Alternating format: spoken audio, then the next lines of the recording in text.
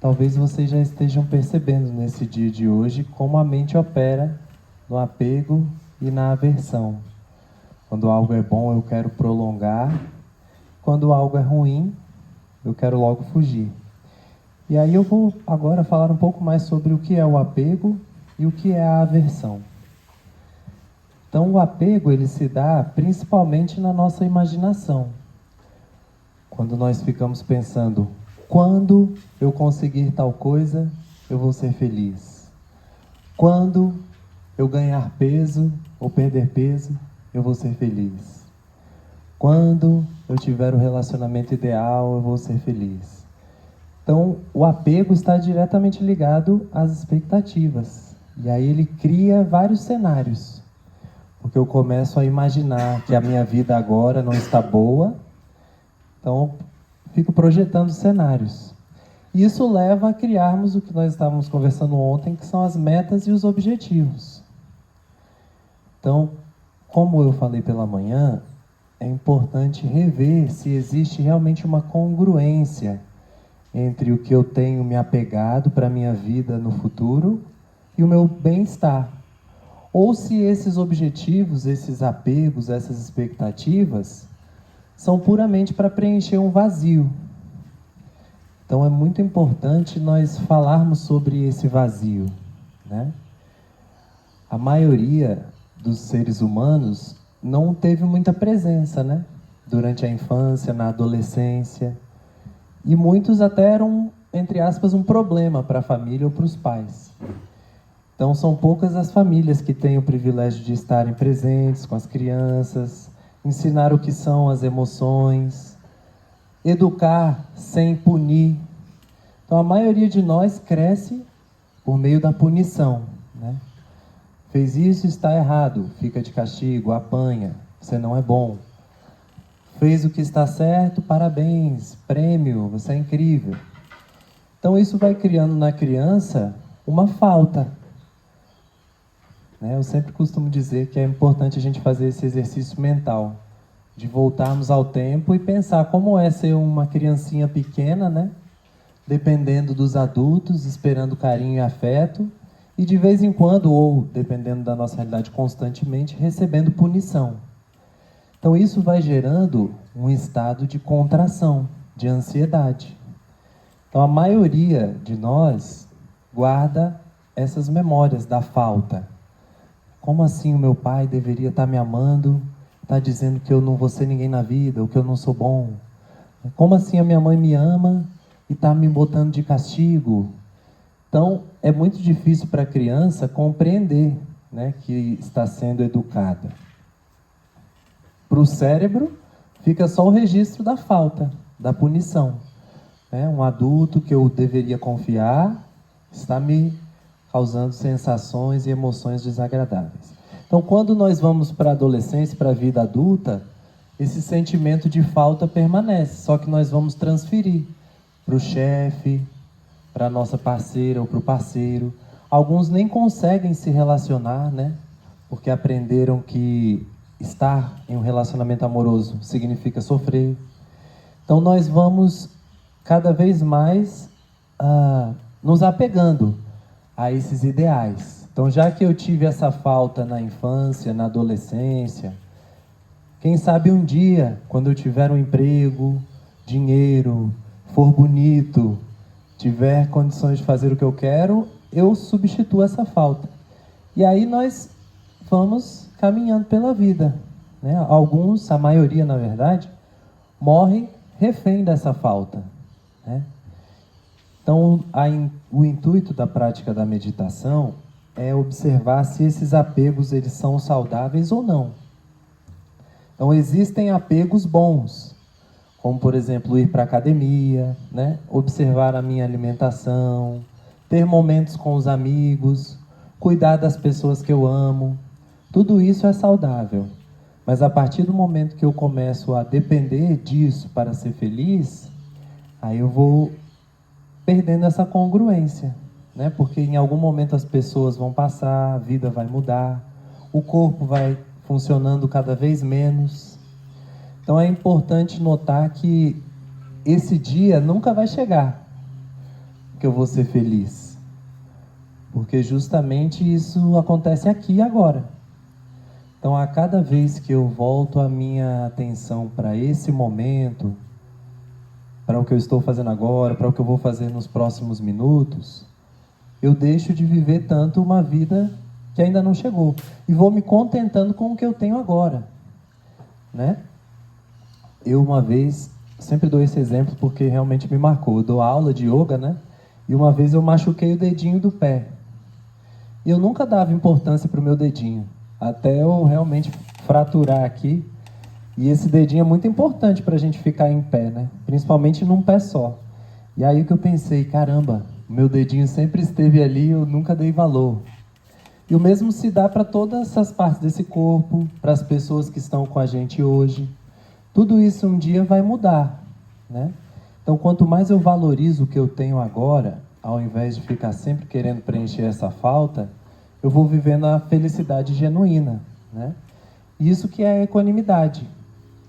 Perceber que se eu tenho saúde, se eu tenho pessoas nas quais eu posso confiar, talvez eu possa colocar mais a atenção nisso do que sempre nos problemas, no que eu ainda não comprei, na viagem que eu ainda não fiz. Eu vi aqui que tem um comentário, uma pergunta sobre a moto, né? A pessoa relatou que sonha comprar uma moto e isso é um desejo muito vívido.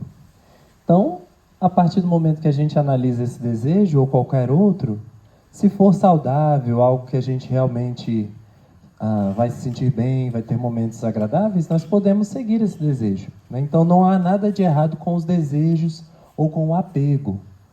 O que nos prejudica é depositar a nossa felicidade em coisas, pessoas.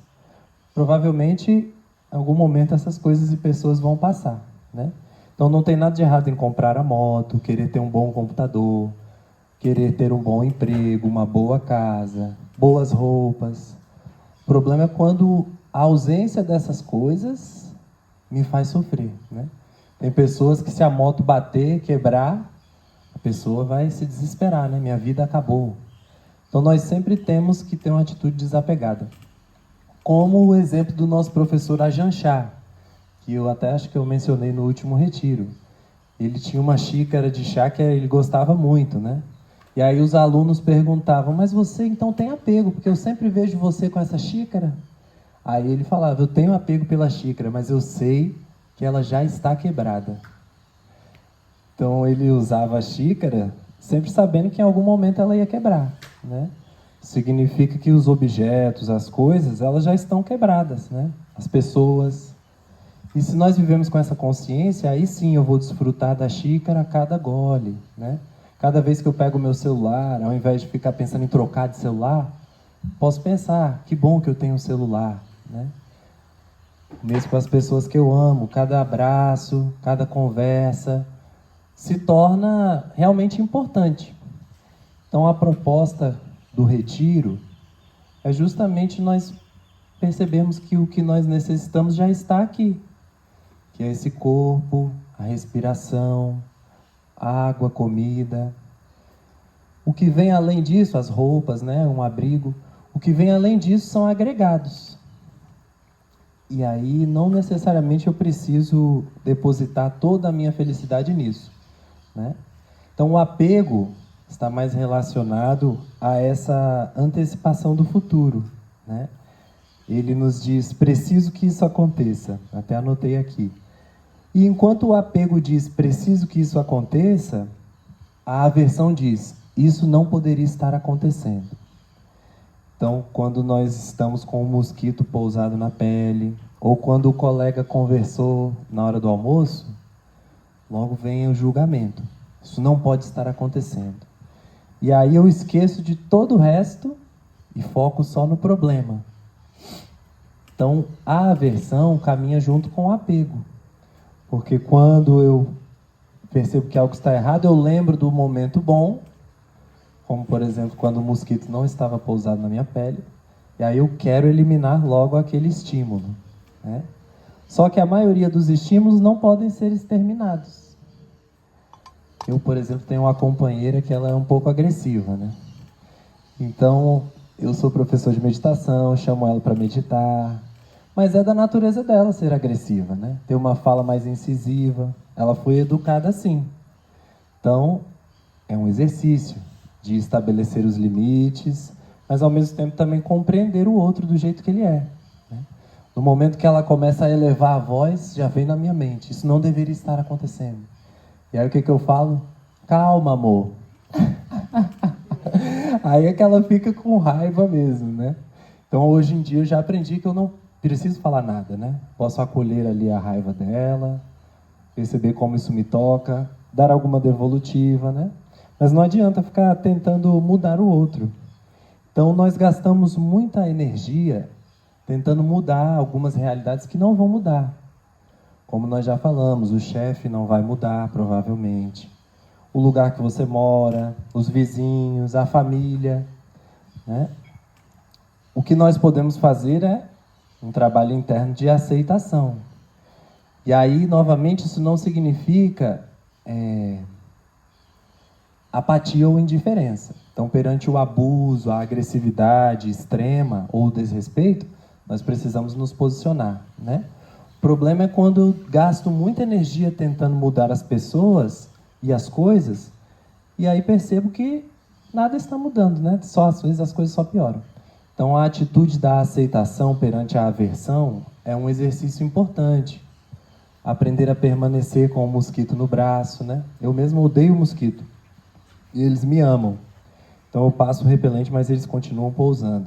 E aí é um exercício de respirar e acolher. Acolher o barulho quando a moto passa, né? Eu mesmo, sempre que uma moto passa, fico pensando, nossa, a gente tinha que encontrar um lugar mais silencioso. Mas aí eu observo que é a mente em aversão.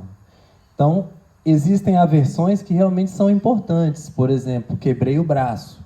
Preciso ir ao médico, me cuidar, né? Urgente. Agora, existem outras coisas que eu já sei que não vai mudar, a pessoa não vai mudar, a condição não vai mudar, e eu fico insistindo, né? E aí eu deposito no outro o problema. E às vezes a pessoa não está nem aí para mim, né?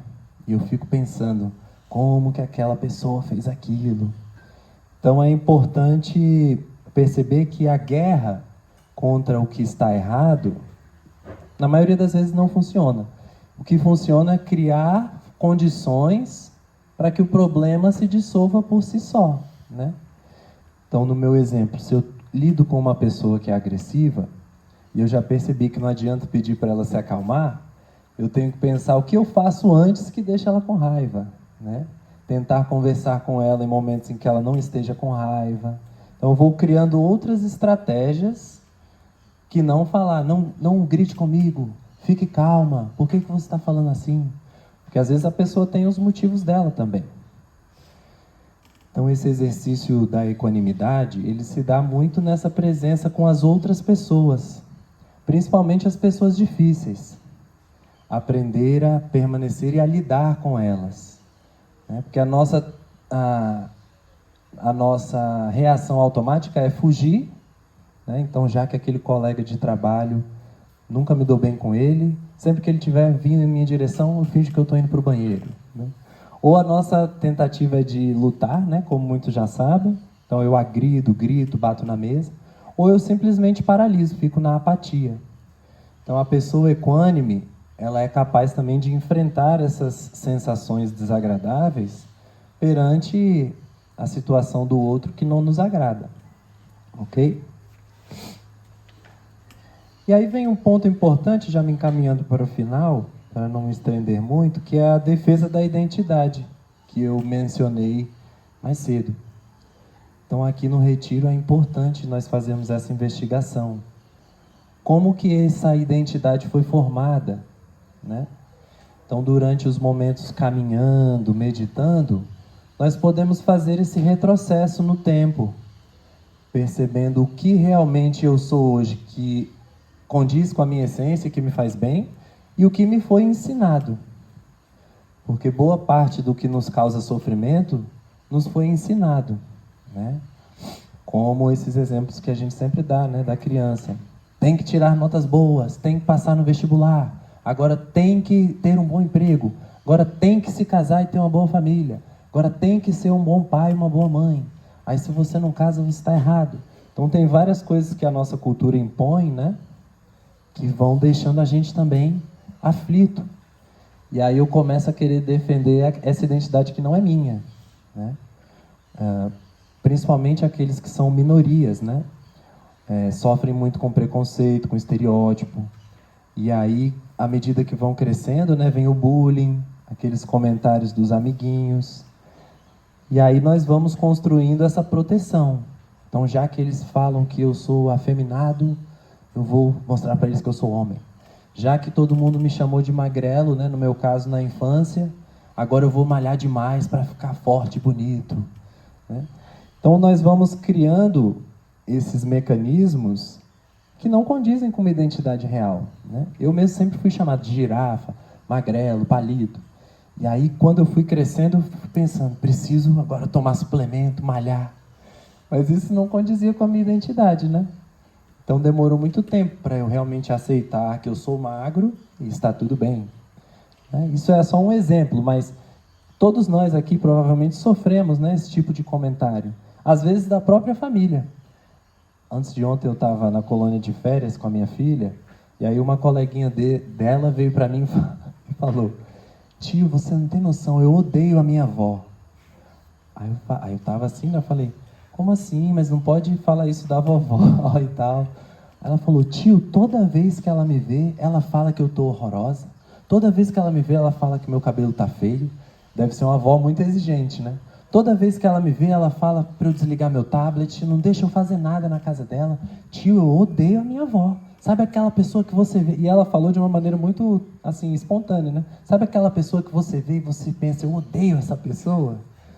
E aí isso me fez refletir sobre o tema do próprio retiro, né? Que às vezes a avó deve achar que está educando dessa forma, mas ela não imagina como a criança está recebendo. Então, eu estou dando esses exemplos para que a gente possa perceber, né? Será que a forma que eu lido com o meu trabalho é a minha identidade verdadeira? Ou quando eu recebo uma crítica, eu quero me defender, eu quero estar sempre certo? Como se dá esse meu papel no relacionamento amoroso, com a família, com os amigos? Então, rever essas reações também vão suavizando, né? Porque aí nós começamos a aprender que, na maioria das vezes, não é pessoal. Então, quando a pessoa te fala algo, é porque provavelmente é uma projeção de uma dor dela, né? Agora, se eu tomo isso para mim, não, ele me falou isso porque eu sou incompetente, ele tem razão. E aí eu começo a me defender, vira uma briga muito intensa, né? E aí nós gastamos toda a nossa energia diariamente preservando essa identidade. Então, por isso que é importante perceber o que é saudável, os apegos saudáveis, para que nós possamos ter objetivos, metas saudáveis, e o que é apego para preencher o vazio, né? Ou para provar que eu sou alguém que não necessariamente vai me tornar feliz. Isso tem a ver também com a pergunta da moto. Será que essa moto vai te deixar genuinamente feliz? Ou será que depois de comprar a moto, você já vai estar pensando em outra coisa para comprar, né? Isso acontece muito hoje. A gente troca de celular e sai um novo celular. Já fico frustrado porque o meu é velho. Aí eu troco de carro, aí já fico pensando no próximo carro. Então é importante desfrutar da moto, né? Estar presente com a moto. E também saber que o momento a moto vai passar. Para finalizar, é importante falar sobre a palavra liberdade. Então, muitas pessoas, né, acham que liberdade é fazer o que quiser. Mas na nossa perspectiva da equanimidade, liberdade é poder fazer o que quiser e escolher não fazer. Então, quanto mais eu vivo experiências, mais eu me apego. Não é à toa que dizem que a ignorância é uma bênção, né? Quanto mais eu vivo uma vida humilde, simples, sem precisar de muita coisa, mais eu vou ser feliz, né? Porque mesmo que algo quebre ou não, né? Eu sei que eu tenho o necessário para sobreviver. Então é importante notar isso que nós denominamos dos agregados do apego. Então nós vamos criando amarras, né, ao longo da vida. E aí achamos que somos livres, né, que vamos chegar a algum ponto de ter muito dinheiro, o que quer que seja, vamos ser livres, mas nós nos tornamos reféns da própria vida que nós criamos. Então é importante rever se eu estou vivendo uma vida de liberdade ou se eu sou refém do meu estilo de vida, das coisas que eu tenho, da minha casa, das pessoas, né? Porque liberdade, às vezes, tem pessoas que têm milhares de reais, mas não são livres, né? Eu tenho muitos amigos, na verdade, que vivem essa vida. Tem muitas coisas, mas são reféns dessas coisas. E a energia que gastam para manter, né, esse estilo de vida é muito grande. Então, parte desse caminho também da meditação é abrir mão, né, do que não é tão necessário, viver de uma maneira mais simples, porque isso nos traz mais alegria genuína. Você já deve ter experienciado isso, né? Comem um chocolate muito bom, muito caro, aí depois quando a gente vai comer aquele ovinho de chocolate hidrogenado, né? Nossa, que horror!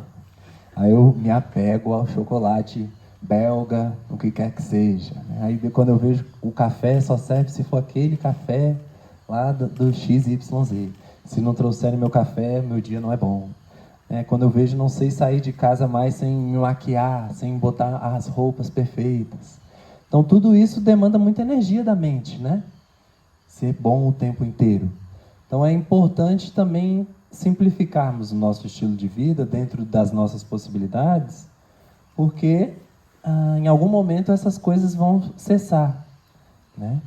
Então é importante pensar sobre a liberdade dessa perspectiva. Quanto mais eu decido não fazer coisas, não comprar, não ter, mais eu vou me tornando livre, né?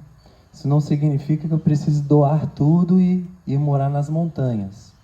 Mas é importante observar aquelas coisas que me trazem mais apego e aos poucos ir abrindo mão. Eu mesmo tenho muito apego pelo meu creme de mão. Então de vez em quando eu falo, não, hoje eu vou deixar ele no carro, não vou passar. E aí eu vou para o trabalho sem creme de mão. Então às vezes é interessante fazer esse exercício, certo? Porque aí quando essas coisas não existirem mais, não vamos sofrer tanto. Ok? Hi, Terry. Okay. Eu queria pontuar umas coisas importantes acerca desse material também, né?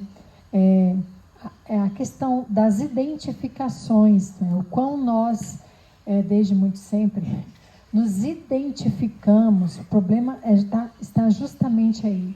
Esse espaço da equanimidade, né? Algo fluido, algo livre, algo mais aberto, algo mais, digamos assim, propenso a caminhar e ter fim, nos joga de cara com aquilo com que nós nos identificamos ou com quem nos identificamos. Depois que nós tomamos as coisas, as pessoas para serem, entre aspas, nossas, não no entendimento só da posse, mas da própria, assim, digamos, a apropriação, né, de estar necessitando e se sentindo, se percebendo, se transformando naquilo com o qual nós nos identificamos. Esse é o grande problema, né, que cerceia as margens, né, de liberdade dessa nossa questão da equanimidade, que nos joga em verdadeiras prisões, não é? Então, quando eu me identifico, aí dançamos. Por exemplo, né, quando eu estou muito faminto, carente, né, de alguém, né, pessoas, afeto, atenção, ou até às vezes carente de mim mesmo, né, esfomeado mesmo, porque muitos de nós vivemos assim. É tanta fome que nós não nos imaginamos sós, né, sozinhos no nosso universo. Para muitas pessoas, a solidão, muitas vezes, né, o apego a ela, torna-se um sofrimento muito, muito, muito profundo. Então, as pessoas não dão conta de estarem sós. Muita gente está aqui só, mas está agoniado, porque talvez deixou alguém em casa, deixou, né, alguém por aí, ou alguns contextos. Então, a gente fica, e será, né? Então, o medo que nós temos de olharmos para as nossas fomes, para os nossos buracos emocionais, nos torna muito, muito apegados a essas identificações. Então, eu sou né, o carente, eu sou aquele que carece, aquele que necessita, né, do outro ou do que quer que venha. Então, aquilo que eu me identifico, que torna-se, né, a ideia do meu e do eu, é que gera, não é, muito, muito fortemente essa nossa condição de estarmos assim dentro do sofrimento. E esse apego gera muita dor, né, muita agonia. Então, eu não sou a fome, eu não sou a carência, eu não sou a solidão, né? Eu não sou aquele ou aquela que sente isso, que vive isso. Eu não sou as coisas que eu penso, eu não sou as coisas que eu sinto, não é? E eu não sou aquilo que o outro aponta para mim, ou de alguma forma, né, se identifica e também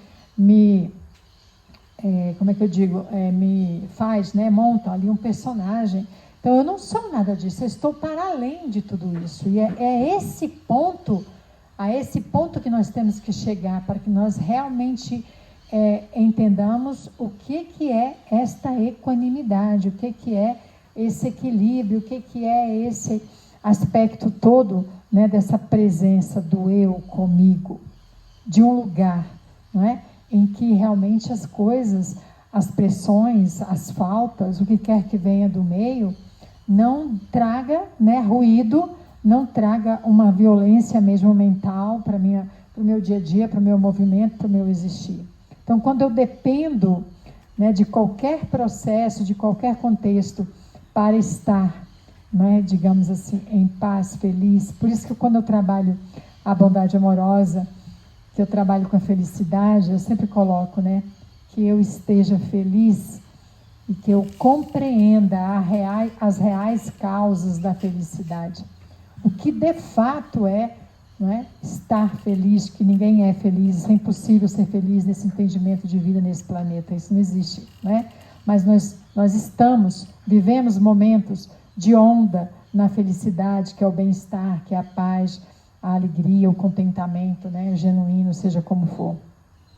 E muitas vezes jogarmos-nos nessas coisas inalcançáveis, inacessíveis, nos torna reféns também delas, né? E nos prende. Dentro da prisão nós não podemos estar equilibrados, ninguém é equilibrado dentro de prisão nenhuma, né? Então tomemos cuidado com as identificações, tomemos cuidado com esses movimentos todos, né?